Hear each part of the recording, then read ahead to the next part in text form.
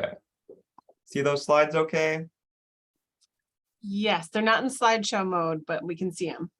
Perfect. Yeah, I'm probably going to be jumping back and forth a fair amount between LinkedIn and this deck. So for the first few slides, I'll have it in presentation mode, but eventually probably just be in the browser mode so that we can show all these LinkedIn searches. So, all right, I'm ready to get going, Julie.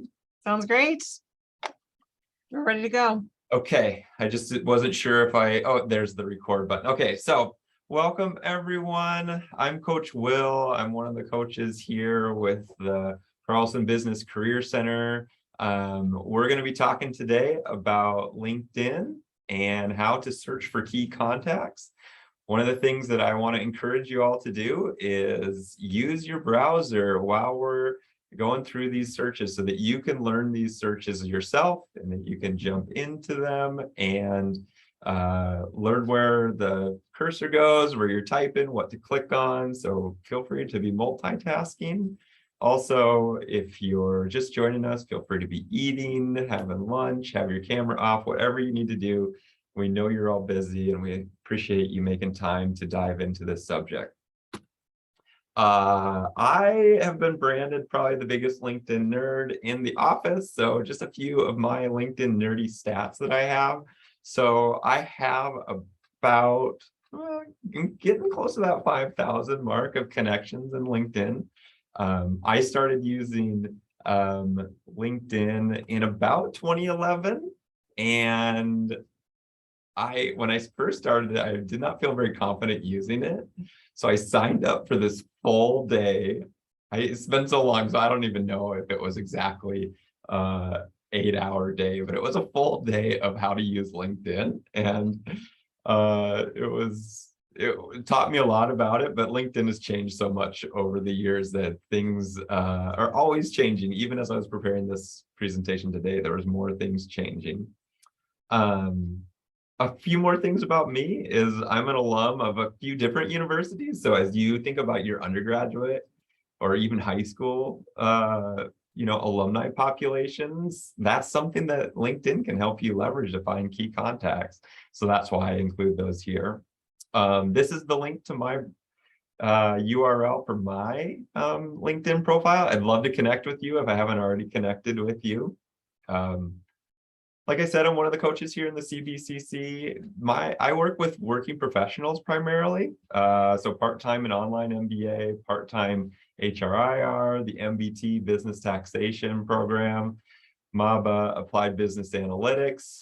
I also am a coach of soccer or football, as we say in my house. And that leads into my next slide about the other thing that I've been kind of branded about in this office is the dad joker, or the guy that sends out way too many dad joke memes through email. So one of the things I do when I do LinkedIn presentations is I always want to encourage you to send me an invitation to connect, but also one of my favorite things about it is if you send me your favorite dad joke or just any joke, that's always appreciated as well. So I love it when I come back from a presentation, open up LinkedIn and see all these jokes in my message box in LinkedIn.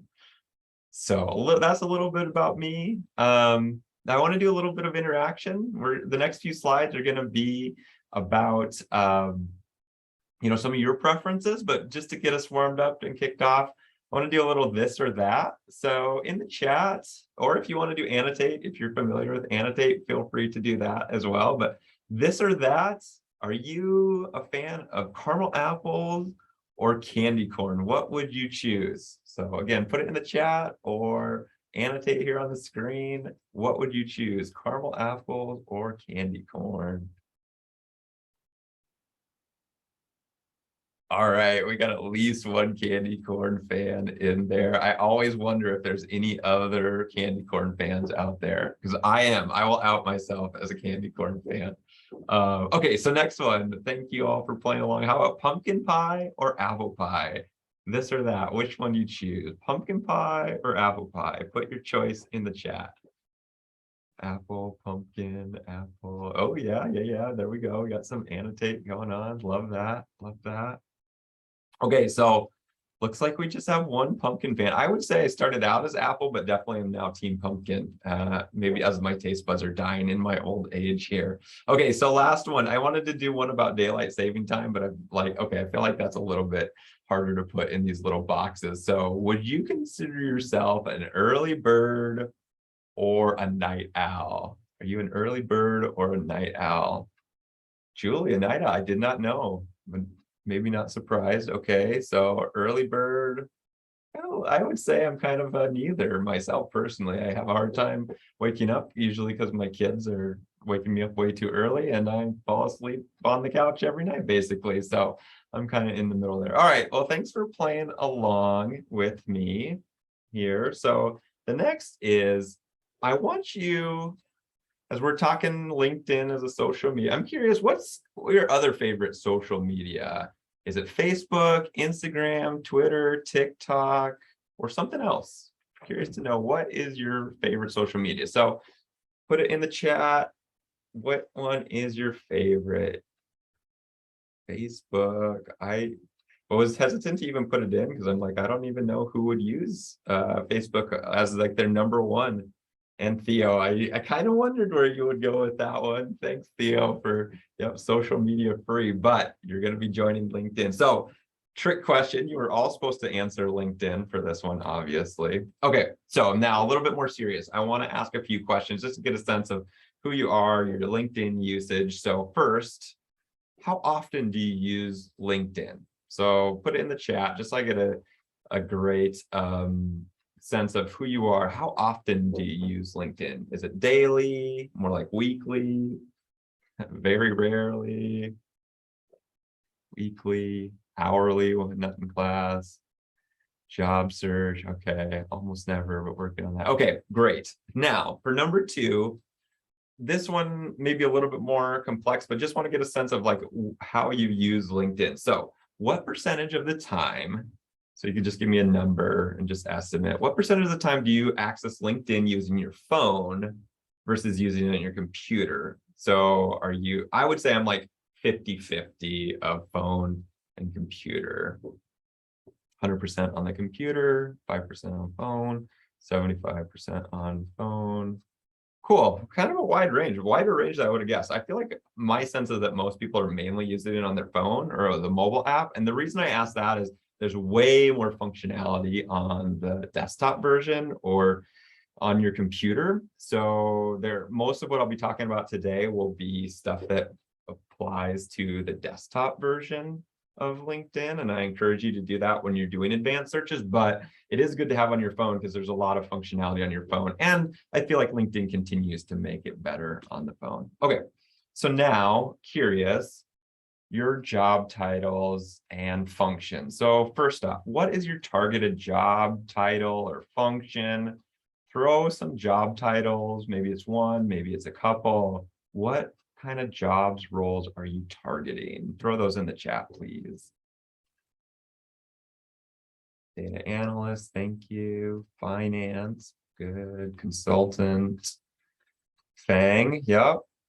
Product management. Okay, once you get that in, once you got some job titles typed in, you can move on to industries. What industries are you targeting? Are you healthcare, CPG, consulting, big tech? Well, what is it that are some of the industries that you're targeting? Could be more than one, could be just one. Non-government, tech, food and egg, great, thanks, Jan. Okay, healthcare consulting, good, thanks, Christian. Getting, some of you probably are very specific, some more broad. This is great. Okay, and finally, once you've got your targeted industry, what companies are you targeting? I know like Theo put in Fang already, but other companies that you're interested in. I'd love to hear what companies you're interested. Fang, that Facebook, Apple, Amazon, Netflix, Google, or Alphabet or whatever, MBB, McKinsey, Bain, BCG, Amazon, yes. World Vision, Compassion, very cool. Very cool. So companies that you're interested in, because this is going to help just with our play it along at home searches that we do. Okay. I think I have a last one. Okay, so this one, are there any specific questions or what would you think would be most valuable for me to cover today? It's a small group, which I was anticipating. I think we can customize this as much as possible. So if you have a question that you really want me to cover today, feel free to put that in the chat so I can refer back to it throughout this presentation. So any questions that you have for me for today that you really want to make sure I cover? I'll give you a second to type out how to get a response from someone. So I will cover that in part 2 of the presentation. Once we get through doing the advanced searches, we're going to talk about key communication techniques, some of the ways that you can customize your communication. Okay, as we go through this presentation, if there are other questions that you think of, feel free to drop them in the chat at any time.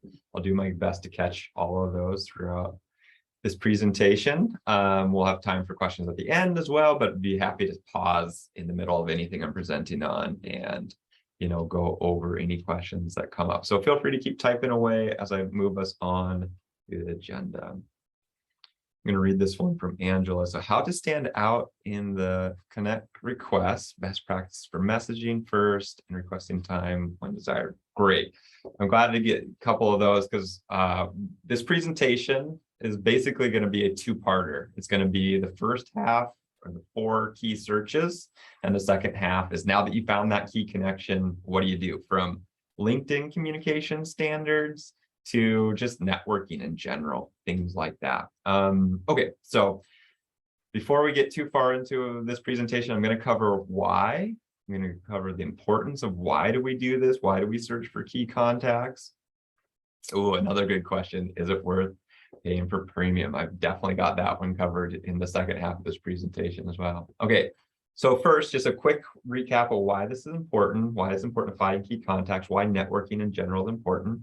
Second portion is why are these 4 searches that we're going to do. So alumni searches. I added a third or a fourth one that I don't think I put in the description about searching through groups, because that was a good add by one of the other coaches on our team. Employer searches, and then just general advanced search filters. And then the final half of the presentation will be, now that you found the perfect contact, what do you do? What's next from communication to networking? Okay, so why do we do this? And I won't spend a ton of time on this because a lot of people have their own reasons why they think networking is important, but just to level set, why do we do this? If people say it's really important who you know, it's important to network, it's like, okay, but why do we network? Well, here in the States, we use this this idea of a hidden job market. Maybe you've heard of the hidden job market before. Maybe you've never heard of that concept before. But a lot of times the hidden job market is also kind of demonstrated with the concept of an iceberg. So if you think about an iceberg where a percentage of the iceberg is visible above the water, you can see it. And then a bigger portion of the iceberg is below the surface. You can't see it. So if you think about jobs as an iceberg, you think about postings are those visible, those things that you can see. Job postings, anybody can go out and see. So that's the part of the hidden job market that's visible. And I don't put percentages on these. Some people will say that, 20% of jobs are posted, 25, 30, 50%. I really think in this day and age, most companies, especially bigger companies, have a policy that jobs need to be publicly posted. So I don't fully agree with the job seek experts out there that say very few jobs are actually posted. I disagree with that. I think most jobs actually do get posted. But that doesn't mean that those postings are actually jobs that you as a qualified candidate can get. And why? It's because often jobs are posted, but they already have someone in mind, or they have their key candidate that they're definitely going to interview. And so unless you blow them out of the water, and it's some internal person that's going to take the job, I don't really think of that as a true opening. I mean, sure, it's open and maybe you can wow them enough, but I think of postings of other ways that you can get into the job market or into those jobs by things like talking to a third-party recruiter, sometimes known as a headhunter, internal referrals. Maybe you've interned somewhere, or you have a job and you want to get promoted into a higher level, or someone internal to the company makes that referral for you. So there's a lot of ways to get thought of for this job before you actually are applying for the job or seeing that job posted. So always keep in mind that the number one way to get a job is through a connection, and the hidden job market is one of those things you need to be thinking about. And one of the main ways to get there is through those referrals, through those network connections. And that's why we spend so much time promoting networking. We promote LinkedIn, finding our connections, is because it's the number one way to get a job is through a connection. And so don't just rely just on job postings. Okay, so that's my brief recap of why this is important. So the first search I'm going to do is that alumni search. So I'm going to get out of this presentation mode. Hopefully this still looks just fine for you. Feel free to play along at home. So I got my LinkedIn browser here. This is if I just logged in. If you're not logged in or you're not on your computer, don't have access to the desktop version, that's totally fine. I'll be demonstrating all of this right here. But if you can, this is good stuff to click through. Okay, so the first search I'm going to demonstrate is the alumni search. And for the alumni search, the easiest way to get to find our alums, our listing of alums, is just go up to the search bar and type in Carlson. So I type in Carlson. What I'm really looking for is this University of Minnesota Carlson School of Management. It's got the logo here. This is what we call a school page. So once I'm into this page, it looks like this. Looks like, any social media profile of a school. But the key here is this alumni tab. And this is the gold on LinkedIn, in my opinion. So if you're navigating along, just type in that Carlson School, get to the school page and click on this alumni tab. Once in the alumni tab, LinkedIn has this cool feature where it aggregates. Right now, says about 47,000 alumni on LinkedIn that have active LinkedIn profiles and have Carlson in their education section. So they're all grouped together. And what this shows is a couple of things. It gives you 6 of these default searches that you can do. So you can put in a company that you're interested. You can see, which alums are at, let's say, 3M. And as soon as I click on that, it will shift the search results down here below. And there's 6 of these things here. So you could do, I want just, 3M alums that are in Minnesota or the Twin Cities area. I could really be like, I want to find who does marketing at 3M. So this drops it down from 600 to 102 alums. And so now I have a much smaller list that I can start working off of. And let's say that I want to talk to one of these people, or I'm not quite sure who they are. I can now just scroll through these results and find people in different levels, a VP, strategist, someone who has corporate strategy. Be looking at these. You might see some of your classmates in here too, because they may have interned there, or may have just graduated and just started there. So this is a great way to find alums in these different settings. So the alumni tool has, like I said, 6 of them. I've shown 2 of them so far. The other ones, what they do, what they're skilled at. So skills that they list in their profile. These are all things tied back to their profile.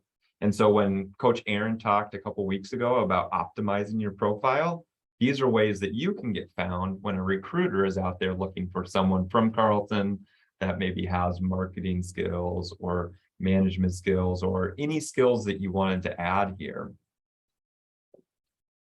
The last 2 filters here are what did they study? This to me seems more appropriate for undergrads, or if you have like a specialty master's. While you would find people who were an MBA, it also would probably be grouped in with any undergrad alum who also just generally selected business administration. The final one I don't use a lot, but what degree is it that you're connected to these people, first, second, or third? So the main two that I would use would be, what company are they at? So I'm curious. I'm going to think back to one of the companies that you guys all dropped into the chat. Chartis. Let's do Chartis as one. That's going to be a little bit smaller group here. Just see. I could do it here, or the other place I can do is I can add it in here. So the Chartis group. 9 alums. And I can see, okay, if I wanted to talk to a consultant, healthcare consultant, if I want to be a little bit more specific here, see a partner level, you want to see different levels, associate principal. So it's a smaller group, definitely, but you can get a very targeted list by using, these alumni filters. Okay, so that's the alumni tool. I think it's super helpful. You also can do just general keyword searches as well. You don't have to use the 6 default filters, but whatever it helps to make this the smallest group of people possible, the most targeted list possible, so that you have, I don't know, 20 to 30 people that you can kind of filter through. To me, that's a nice group that you can look at their profiles and then send an invitation to connect. Okay. Any questions about that? I haven't seen any questions come into the chat, but feel free as we're going through any of these 4 searches to look at, what questions, what am I missing? What would be helpful to share a little bit more about with the alumni search? Okay. So if there's anything about the alumni search, I'll come back to this. But the second search that I want to demonstrate is the Carlson groups. So there's a lot of groups out there that you can use. I'm going to use Carlson as a group. And so you can see here, the word group is listed right here. And so this is a different page, even though it has almost an identical logo, probably. It's a different page. And so I'm looking in groups. And so it's a group. And so I see that there's about 17,000 members. And so this is a group that you have to join. You can see that it's a private group.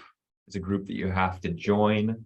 I'm going to put this link in the, well, I can put it in the chat. I'll do that real quick because I want you to be able to find this group. And sometimes groups are a little bit harder to find. But this 1889 is just the way that I remember that this is the group that you can find. So join this group if you haven't joined already. Because what this can do for you is, sure, it's 17,000, 18,000, even though the other one had about 47,000 alums. This one you can do some direct messaging a little easier through. And so that's kind of a cool feature. Plus, there's cool news that will show up. People will post jobs in here. You can follow along. But the thing that I like the best about this to combine with the last search that you did is if I go into the 17,745 members and click show all. This is not a great search. I will say that. You really can only search by names in here. So it's not like I could do consultant and I could find, someone, unless they have that in their title somehow. So it's really only searching this part of their profile. But let's say I do Jeff. I just wanted, I heard there's a good alum in, I don't know, Jeff is the name I'm looking up. And I don't even know how many Jeffs we have that are in this group. It looks like a pretty decent list. So that doesn't narrow it down super a lot. But the thing that I wanted to say about this is there's a lot of Jeffs that I don't know yet. That's shame on me that I don't know more Jeffs, I guess, in the Carlson group here. But you got your second level connections, right? And so if I was to just find Jeff Jewell or Jeff Cheeseman somewhere else in LinkedIn, I would have to send an invitation to connect. And I could only write a short message to this Jeff first. But since we're both group members of the same group, I can write this Jeff Jewell, a full message. No limits of the number of characters I have. So I could write a nicer message to Jeff and say, hey, Jeff, I know we're not connected, but I'm part of Carlson School and I want to communicate with you. I want to invite you to do an informational interview with me. And so I can write a longer than 300 character message to Jeff because we're part of the same group. So the reason I demonstrate that is sometimes you send that invitation to connect, the person doesn't necessarily see it or doesn't respond right away. But if you come over here, you can find that same alum and be able to send them a full message. The other thing to point out here is there's thousands of groups on LinkedIn. There might even be millions of groups on LinkedIn. I don't know how many there are total, but you could find a group that you're interested in. Maybe you want to do, I saw earlier, healthcare consulting, or maybe it's an NGO, and you want to find a group that has a big group of those individuals. And they're not necessarily alums, but you can message those people through this platform as well. So that's another nice feature about groups. And I wasn't going to present on this originally, but the messaging feature I think is that is free messaging. You can write as many characters as you want, is a nice thing to be aware of. Any questions about groups or searching through groups? Groups is something that LinkedIn hasn't invested as much time into lately, but it is something that I think is worth being aware of. I have a question. Yeah, go right ahead. I saw like companies have their own group. Is it usually for their internal members or whoever interested in can join? Yeah, that's a great question. So I'm just going to do like a big, broad one to kind of illuminate this. So let's say that you're looking for a group and you want to find a group of, let's say, something related to Amazon. And I just use this because I know they're going to have big groups here. But you can see there's about 4,000 groups with the name Amazon in there. And so there's going to be so many different things that you do. But the thing to answer your question directly is you're going to want to go in and see like, okay, what is this group for? Because usually in a group, there's an owner, some managers, and you need to send a request to join. And so you need to read through, what is it? And some groups are auto join, they don't care who's in there. Some are very selective. And if you don't meet the criteria, they'll probably either reject your request to join. But some of them, there's ones, and I was hoping Amazon would show this right away, but there's some that have to do with like interviewing at Amazon or job seekers at Amazon or different companies. I don't know for sure if Amazon has one, but I've seen this I think Target has this one. It's like how to apply and get a job, get hired at Target. And so it's great to join as a job seeker because then you can get all sorts of insights about joining that organization. But no, you don't necessarily have to be an Amazon employee or an employee of that company to join that group. Sometimes it will be. It really depends on what that group's purpose is and who's kind of the gatekeeper of that group. And I could kind of walk you through other groups that might be of interest to you, but the main recommendation I would have is play around with groups, see what groups make sense for your job search and join some. Originally LinkedIn, like probably 10 years ago, LinkedIn, I think said you could only join 50 groups. And now I think it's unlimited groups that you can join. But find groups that make sense for your career interests. Okay, so I'm going to get back out of this group search here. I'm going to do my next search. The next type of advanced search I wanted to show you is how to do a company search. So I'm going to go back, look at I'm going to use World Vision because that one stands out to me. So World Vision, maybe it's 2 words here. Okay, World Vision as an organization, not one that I feel like we have a lot of, Carlson folks looking to join, but this is, if you were to say, okay, I have a company that's one of my target companies. This is what a company page will look like. It looks a lot like that Carlson page. It's almost identical. But the main thing that looks different here, if you noticed already, is instead of saying alums, it says people. So this is one of the ways that you can find key contacts at a company that you're interested in. So if you say, okay, I want to look at the people tab. And so there are about 24,000 employees that work for World Vision on LinkedIn right now that says World Vision is their current employer. And so this aggregates all those people. So one of the things you could do is like, where do most of them live? Do you want to look at I think their US headquarters is in my home state of Washington. And so you could say, I want to find people that are at the headquarters location. So I'm going to narrow down to that. And so you went from 24,000 all the way down to 700 people. Or you might say, are there any, Carlson alums? And maybe for this situation, you can go broader than that. Oh, wow. I wasn't sure if there would be any. There's 3. Very cool. So these could be a great 3 people to connect with. They might not be grad school alums, but they, I'm sure, would be happy to hear from someone interested in World Vision from Carlson, the place that they went to school. So that's one of the ways that you can search. And I'm not going to go into as much detail because I already kind of showed all these filters earlier, but you've got that people tab on a company page. And again, feel free to play along at home if you've got a company that you want to look at and you want to be doing this on your own. But there's actually 2 different searches. This people tab is a relatively new tab for the employee page. Before, you used to have to go here. And it's kind of sneaky, right? So these don't look necessarily linked, they're just gray text. But if you scroll over them or hover over them, they are. So this is another way that you can do this search, is you can click on the number. And so now this is what I call kind of that general advanced search. You've got all of these filters at the top. And if you look at the filters, it says 11 companies because there's a lot of different brand names. I was doing this for McKinsey in the past, and I don't know, there's probably like 20 different companies when you say I want to find employees at McKinsey, but that's because there's so many different McKinseys. But there's some that will only have one company when you click on it. So just a kind of a small thing to be aware of there. So you might say, well, I have no interest in World Vision Australia, so I'm going to get rid of those results, and I can filter that way. But that's not going to change it all that much, and that might not even be worth changing. But this is another way that you can do an advanced search. And so really this is kind of leads into my 4th search of what does a general search look like. You get all of these filters that show up over here. So you've got connections. You could say, I want to find people who are a connection of one of my current connections that works at this company. So maybe I can get an introduction there. You might have a specific location I'm interested in. One of the things I do a lot actually is I'll say, I want to find someone not who currently works there, but I want to broaden my search out and I want to see who used to work there and no longer works there. And so I go to past company. And so this gives me, a different set of results. Maybe I want to look at the school filter. We've already kind of talked about that a little bit.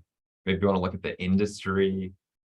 Maybe you want to see if they have a profile in a different language. Maybe your native language is Mandarin and you want to look at that, or Spanish or something different. Maybe you want to look at service categories. But the other thing I like to do is, like, if I have a certain job title that I want to look for, like let's say I want to find a recruiter. Maybe that's not the job title that they use there. And so that might not give me the results I'm looking for, but I could do, yeah. And so that's not necessarily the job title that they use. No results found. So I'd have to go back and work on my filters a little bit more. Oh, that's why I still had one of those. Let's see.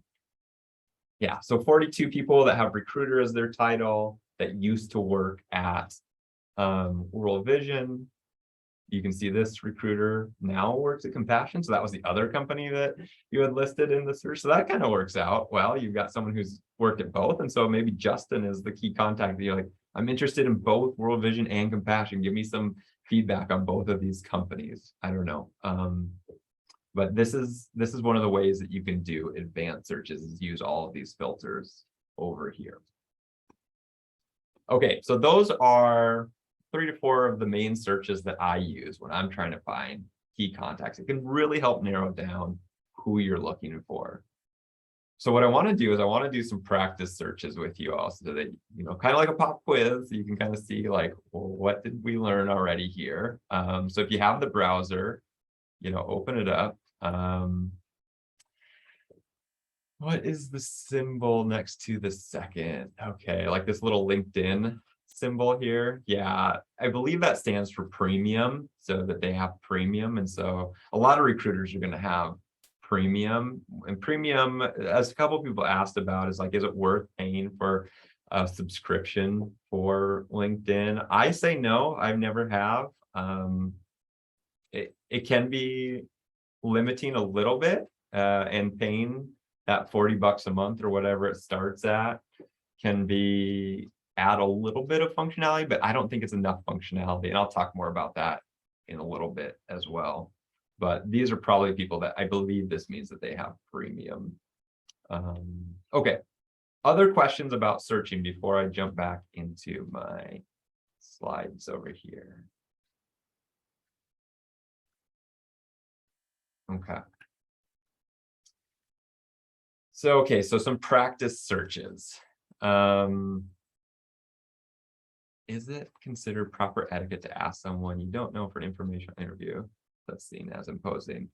Quick answer is, I think it's fine to ask. It's really kind of up to the person how they respond, but I will talk more in the second half about etiquette and LinkedIn communication. So we'll jump on that here pretty soon, but I want to do a couple practice searches with you all. So I'm going to leave this just in, I think well, those are old answers anyway. Okay. So I want to see if you all can do these searches. So how many Carlson alums work at Boston Scientific? So if you're playing along at home, you got your browser open, search for Carlson alums that currently work at Boston Scientific and see if you can come up with the number that I found earlier today. I gotta find my sticky note with my answers here. And if you get the answer, put it in the chat.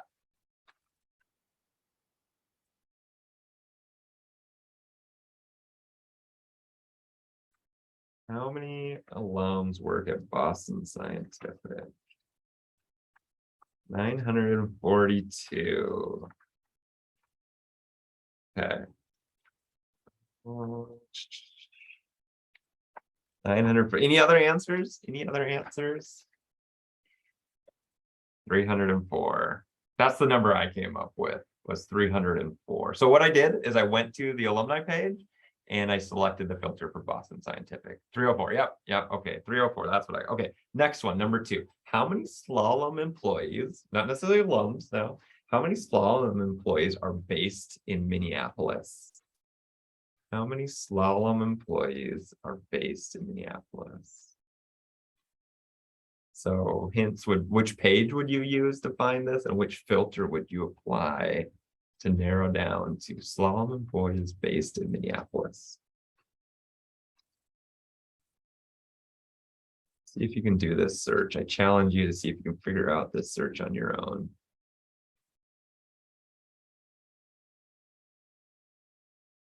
$235 question mark. Any other answers on that? Yep, 235. That is the number I got when I went to the slalom page, and then I used the location, which wasn't one of the numbers that was defaulted in the top 5 results. I think we're probably like 6th or 7th on their biggest location, but 235. Okay, so this last one, this one's kind of a complex one because it's using that advanced search. And I don't know if I demonstrated this one perfectly, but how would you search for product managers in Minneapolis? How many product managers? And I'll give you a hint. The way I did this search is that you're probably not going to have the word product managers in your profile. So I just went with product manager, no S, to see how many product managers are there in Minneapolis.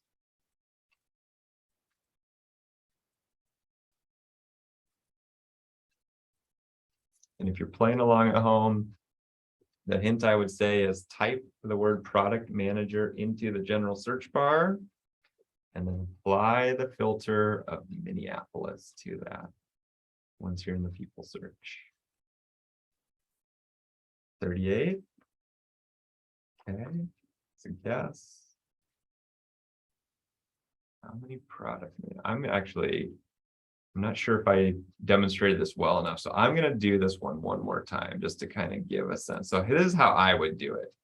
So I did this earlier, so it's showing up in my recent searches, but I did product manager. And so for product manager in the general search bar, it gives me all the different things like jobs, people. I want to see people. So I'm going to go click on the people tab here.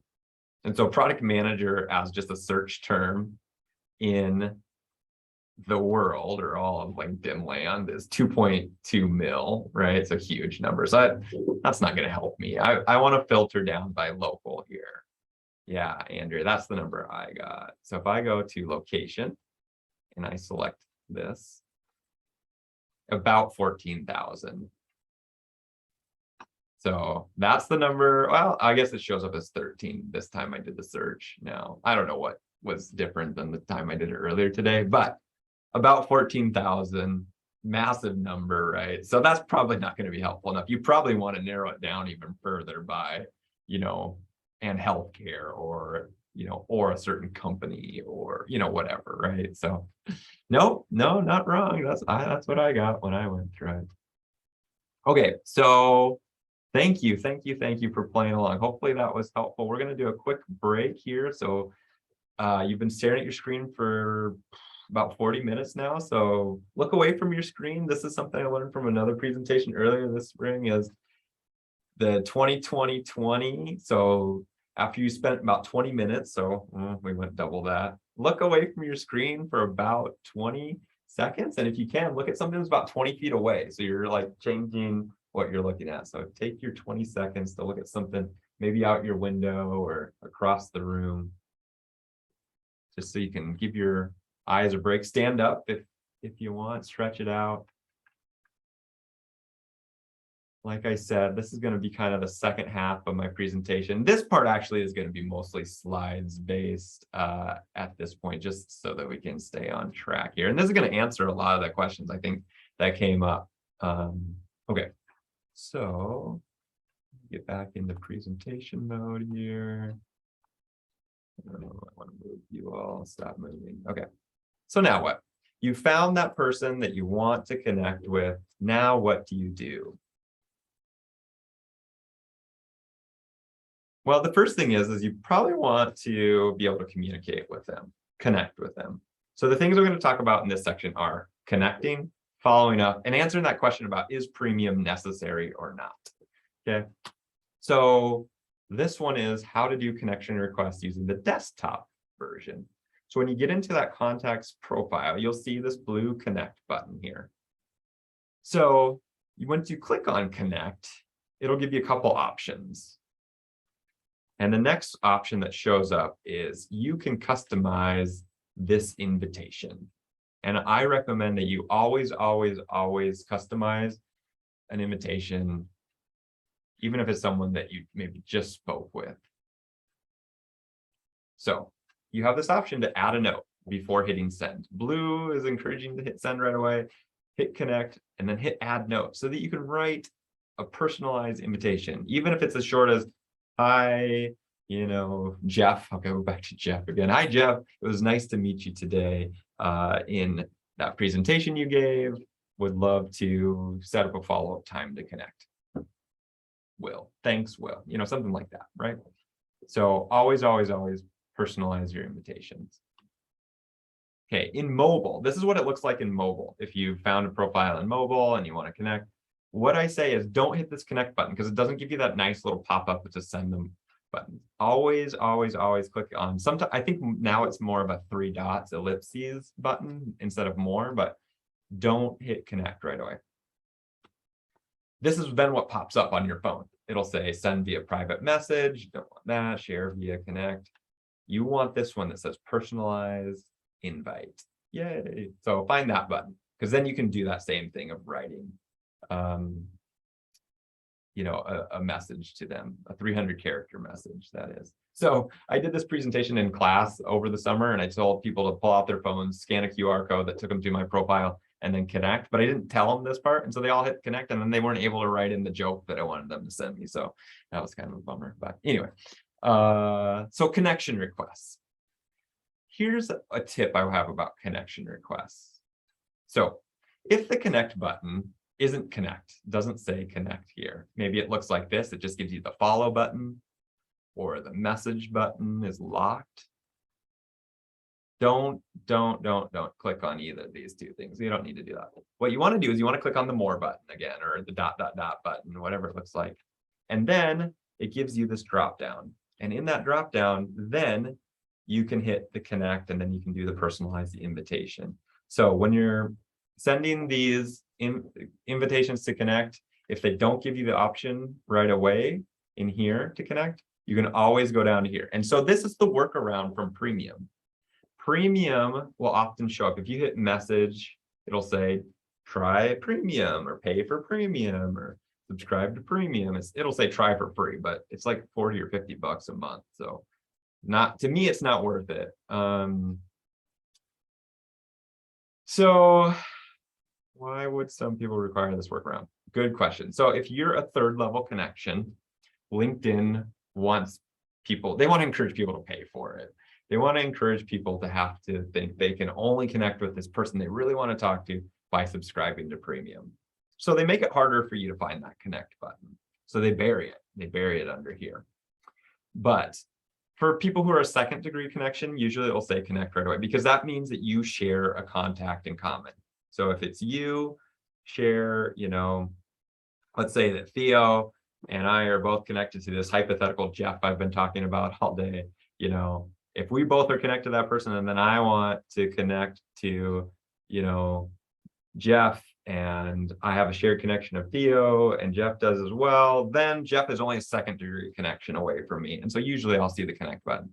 But if I have no shared connections with Jeff, then he's a third degree connection. And usually then they bury the word connect so that I have to try to work around this premium thing. So in my opinion, back to the original question, I'd say don't pay for premium. I don't think you have to. I think there's plenty of workarounds to find the people that you want to, whether it's through this other connect button, through the more button, or through joining shared groups or getting an introduction. There's plenty of ways to work around not having to pay for premium. Yeah, the third degree connection. So if you think of like the 6 degrees of Kevin Bacon or Michael Jordan or whatever the, maybe most connected person in the world is right now, a third connection is just you don't share. It could be, you share a second degree connection, or it could be that you share nobody even close. They're on the whole other side of the globe and you have no one even close in your network. So what do you do when you want to reach out to them? This answers the questions of, what's the etiquette. You do have this 300 character limit. So you see the 300 characters start out as 300 left. It starts to disappear as you type. 300 characters is not 300 words. 300 characters is spaces, periods, punctuation, grammar. So it goes pretty quick. But these are the 4 elements I try to include in every one. How did you found them? So I found your name in the Carlson alumni page. I was given your name by Coach Will in the GVCC or CVCC. What do you want? What do you want from them? Try to make it the most direct. So something like, I want to talk to you about your work, or would you be willing to connect over Zoom? Suggest times to connect. Are you free on Friday at 3 p.m.? 1 p.m. I guess this is kind of an old one here. And if you have room, if you still have room, maybe it's nice to address their name. Hi, Jeff, and thanks, Will. Or you don't have room for this, and so you just leave those things out. But basically, I think of how you found them, what you want, and suggesting times to speak can be a nice thing, because how you found them, if you were given their name by someone else, that kind of normalizes it. It's like, I know this person because of someone else, or we're both alums, or what you want is making it clear. A lot of times people are selling stuff on LinkedIn, which is kind of annoying. But if you say like, I just want to, do an informational interview or talk to you about your career, that makes it really clear, like, this is what you're asking for. And so they don't need to think like, oh, you're being vague, because you're going to, as soon as I accept this, I'm going to try and sell you something. So this is the connection note format that I would recommend. I know we're getting close to the end of the hour. Are there any questions about connecting with people or sending a connection note? Feel free to drop them in the chat or take yourself off mute if you have any questions you want. to ask about communications in LinkedIn. Okay. I'll keep watching the chat if any other questions come in. So why would you need to follow up with someone? Well, if you use LinkedIn on your phone and you just see someone sent an invitation to connect, sometimes people will just say, oh yeah, I'll click the checkbox, yes, and don't even read that personalized note that you send. And so my main recommendation is whatever you wrote in your invitation to connect, if they don't answer it within 24 hours of them accepting your connection request, I would immediately follow up and write a message that just reiterates your original request. So in this situation, example is, thanks so much for connecting. I would like to set up a Zoom call with you to discuss how you move from Carlson's MBA program to VP of Strategy. Are you available to connect next Friday at 1 p.m. Central Time? Thanks for considering my request of your time. If they have accepted, but they don't, respond to that, maybe try one more time to ask them. They might be busy in the next couple of weeks. Okay, so if they do not respond, is there a way for me to send the note again? That's a great question. If they don't accept your invitation to connect, you have to wait, I think, about 3 weeks before you can send another invitation to connect. So you try to make it as clear as possible the first time, because then it can delay you the second time. Or another thing is you can go into their profile and you can look for their contact info under this right here, because this will often show their personal or work email. And so then you could write them a direct email. So that's one of the workarounds if they don't respond right away. Good questions. Keep sending them in if you have more questions.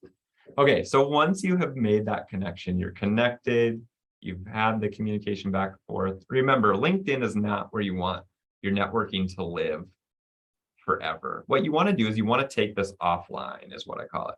You want to set up an informational interview, a networking, a coffee chat, a Zoom, a phone call, whatever it is that you want to do. And so remember, you get this connection through LinkedIn, but you want to make it a live conversation, whether it's phone, Zoom, or in person. And I'm not going to do a whole how to network presentation here today, but this is basically the sequence that you would do for once you found that contact. You find them on LinkedIn, you send them a message to request that conversation. You prepare for the conversation. What are you going to ask them? What do you want to talk about? Executing the conversation. We have a book that I really like. So if you want to know about networking techniques, networking tactics, how to run a networking meeting, the 20-minute networking meeting book is my go-to reference for that one. Very organized way to execute a networking conversation. And then step 5 is following up, staying in touch, saying thank you, and following up with people down the road. Whenever you may be applying for a job or you want to be promoted or move to their company from your current company, how to stay in touch. So these are the 5 steps into that networking process, from finding someone all the way to following up and staying in touch. Like Coach Aaron mentioned in the last presentation, we like to use the 3-2-1 guidance for engaging on LinkedIn. That's one other thing I'll talk about just real quickly here as we're winding down, is looking for 3 things to like, 2 things to comment on, and 1 of your own posts. We sometimes say do this each week. Maybe it's each day. I would say writing a post a day is kind of aggressive, but you might comment on things every day. You might like things every day as you're logging in, but at least once a week, try to use this as your engagement plan so that you get more active and more comfortable using the tool. I put this in the slides as just a reminder of some of the things from Coach Aaron's presentation to my presentation about optimizing your profile, all the way down to how to set up conversations. This is definitely something that you can use. Okay, I see a question come. Do you ever want to weed out your list of connections depending on what's current for you, or is the recommendation just to collect as many as possible? That is such a great question. I have historically always said, just connect.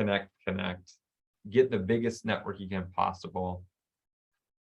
I've softened on that a little bit. Originally, the bigger network you had, the easier it was to connect with other people. And so that was part of the reason why I did that. But now the reason I'm softening on that is because your news feed gets kind of hijacked by who your connections are. And so if certain people in your news feed are people that you don't really want to see their news items, just think of like stuff that's posted on Facebook or something, like I don't want to see this in my feed. That might be a reason to weed stuff out. But other than that, I think it's fine to connect with as many people as possible. Really depends on what your LinkedIn strategy is, though. Outside of comfortability, is there other value engagement? Yeah. So when you become a bit of a thought leader or develop your brand through LinkedIn, that is a way that people will start noticing you. Your profile will rocket up the charts of where recruiters will look for this. I haven't really talked about this today. This is more of Coach Aaron's presentation last time on profile optimization. But the reason why you optimize your profile and you engage on there is to get found by recruiters or other people that can offer you jobs. And so for me, the main reason to engage on there is to maintain your network and get recognized by people that might want to offer you something that you want, like a job or other business opportunities.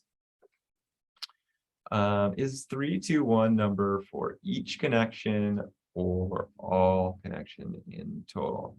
So I say this is more for you individually. So you like 3 posts or things that you've seen that look interesting.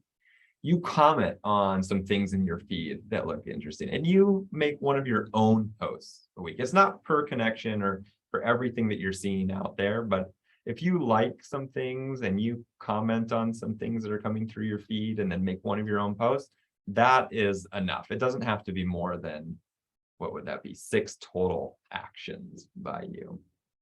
These are great questions. I know we're getting towards the end of time, and this is basically where we're at, is any questions. So feel free to come off mute and ask out loud or keep typing in the chat. I just want to do a quick reminder. This is part of our Career Fundamentals series, and we have the rest of our fundamental series is lined up this way. Our next one is November 10th.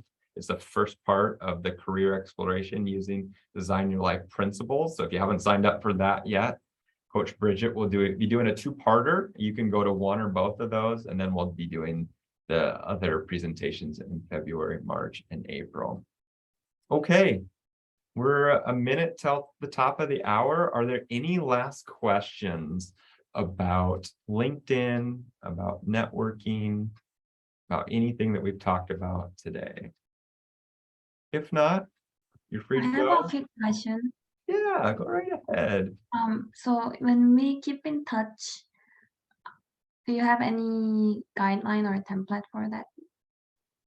Keeping in touch. Yes, that is a good thing. I think we could definitely talk through that in a one-on-one coaching session, but mainly I would think about, what do you want to stay in touch about? Is it a life update? Is it a job that you saw posted?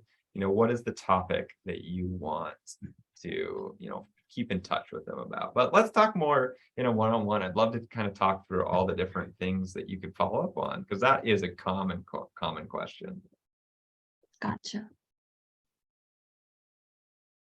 All right, I see that it's 1. I will let you all go. I will send out the slides, the updated slides here later, link to the recording once it's posted, and feel free to send me back messages as you have them. But thanks, everyone.